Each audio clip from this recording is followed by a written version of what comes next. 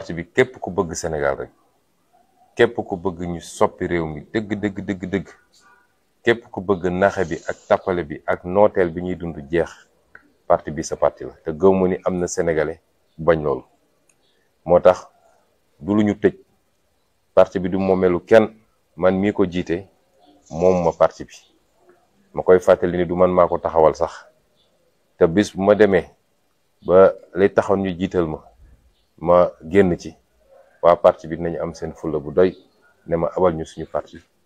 ñu jox ko keneen continuer liggéey bi du parti nit du parti boo xam ne dafa am une seule constante et tout le reste ay variable la suñuy daje dañuy waxante dëgg doog a jël décision bi nga xam ne moom la ñuy ëpp jàpp ni lii mooy décision bu baax parti bi tëjuwul ci kenn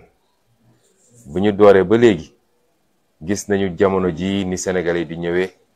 ñu jóge ci parti bu ne gis ngeen sax ñoo xam ne ci nguur gi la ñu bokkoon tey ñu ngi suñu biir parti am na ñoo xam ne ci nguur gi la ñu bokkoon dem ba gis ni lii ma dégg ni moo gën a njënu maanaa ñu ñëw ànd ak ñun tey ay maire lañu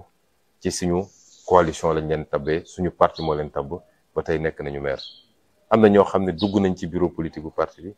te barki démb ak barkaati démb nguur la ñu àndaloon waaye bi ñu demee ba gis lii moo gën a dal sama xel dañoo ñëw ànd ak ñun su ma waxee loolu nag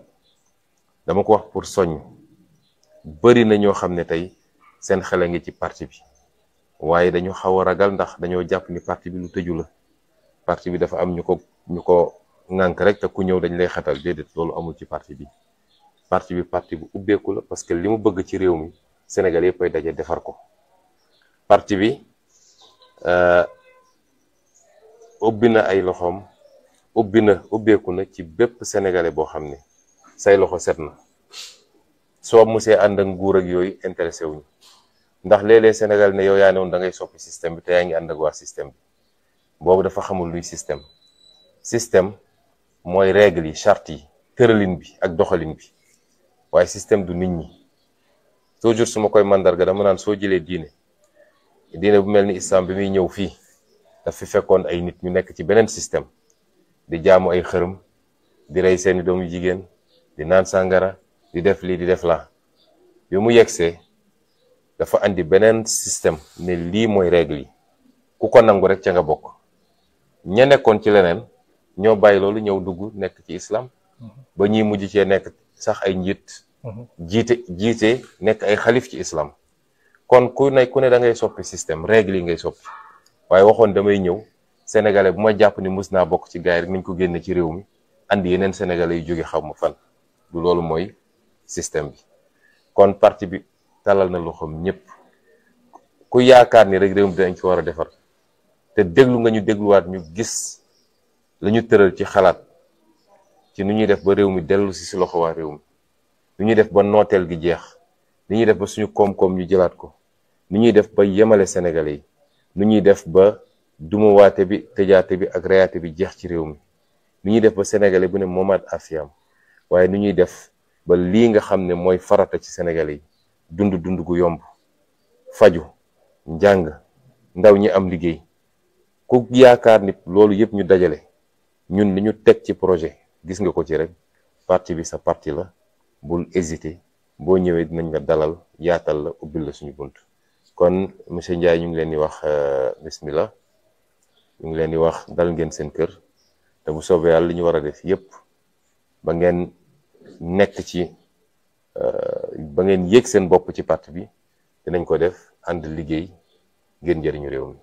Salaamaaleykum wa rahmatullah. Et nous à Pastef on dit que parce que souvent il y a des gens qui amalgament, certains volontairement, d'autres par ignorance. Quand un acteur politique vient rejoindre le parti, certains vous disent oui, vous aviez dit le système et le gars il était dans le système. Et c'est une confusion déplorable parce que le système c'est pas les hommes. Le système c'est les pratiques. Un homme peut avoir travaillé avec le régime socialiste ou le régime libéral en ayant été irréprochable. Il a servi son pays. On ne peut pas dire que tous ceux qui ont eu à travailler dans l'État, dans l'appareil d'État, sont dans le système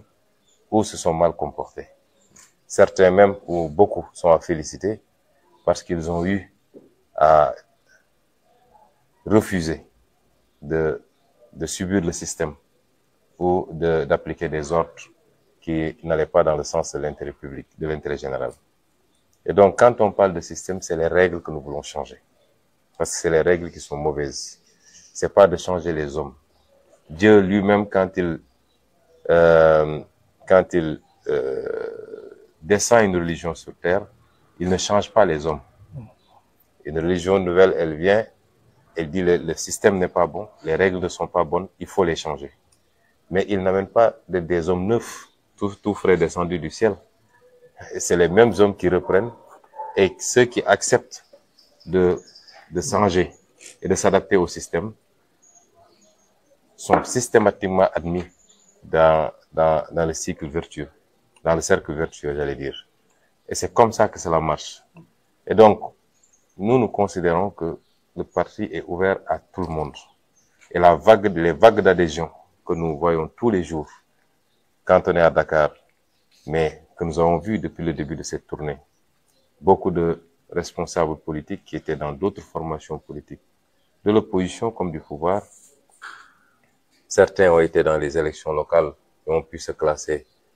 2e ou 3e avec des scores très honorables.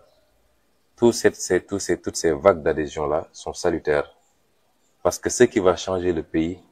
c'est que tous les Sénégalais se retrouvent et se regroupent autour d'un projet fort, un projet basé sur une vision patriotique, une vision souverainiste, une vision progressiste et une bonne détermination de ce que doivent être les priorités de ce pays. Et nous sommes très heureux, en tout cas, au même titre que tous ces gens-là, de vous recevoir. Nous en profitons pour lancer un appel à tous les autres qui sont intéressés. Il y a énormément d'acteurs politiques, y compris du pouvoir d'ailleurs, qui sont intéressés par notre projet politique et qui quelquefois hésitent parce qu'ils pensent que PASTEF est un projet fermé. Et j'en profite pour leur dire que ce projet est le leur. Il n'appartient pas à Ousmane Sonko, ni à un quelconque membre du parti. C'est un projet pour le Sénégal et il est là pour tous les Sénégalais.